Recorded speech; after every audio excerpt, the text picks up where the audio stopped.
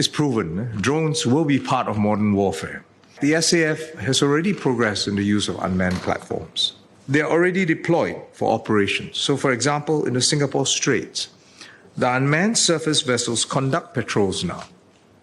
And these unmanned surface vessels, if you happen to be on a boat along the Singapore Straits, you can say hello to them. They are equipped with EO devices, radars, and a 12.7 millimeter weapon system. These unmanned systems can issue audio, visual warnings. They use light, sirens, long-range acoustic devices, and when justified, they can fire shots with their remote gun system. Unmanned aerial vehicles are now becoming part and parcel of the soldiers' arsenal in the army, very much like how scouts use binoculars and can tap in with far greater range and precision, and so commanders can tap into a common picture from these various drones, inputs from the various unmanned platforms to fight more effectively and smarter. But it is in the Air Force that the pace and scale of drones have grown exponentially. So much so that the Air Force has found it necessary to reorganize, to establish a new UAS, Unmanned Aerial Systems Warfare and Tactics Center.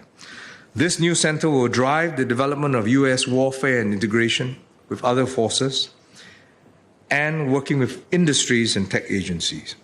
The Army will also establish the Drone Accelerator for Rapid Equipping, or DARE, a similar office to scale up operations for UAVs and ground vehicles for its units across the Army. Now, on the flip side, if we can leverage on drones as platforms, on the flip side, the SAF will also need to build up its capabilities to defend against UASs. And indeed, small commercial unmanned aerial systems are easily procured on the open market. I think Mr. Vikram Nair alluded to it. They can be retooled as weapons to inflict harm and destruction. For example, terrorists could do that. They're commercially available. You retool them. So to meet this threat, the SAF will build new counter-UAS capabilities, a suite of sensors, jammers, weapon solutions to detect and neutralize smaller UASs to add to our existing island air defense capabilities. A newly established SAF counter-UAS development and ops group will be responsible to guard against this threat in collaboration with other government agencies. I don't want to give the wrong impression that it's so easy and that there are comprehensive solutions to deal with all unmanned aerial systems. That would be a wrong impression and won't be telling you the honest truth.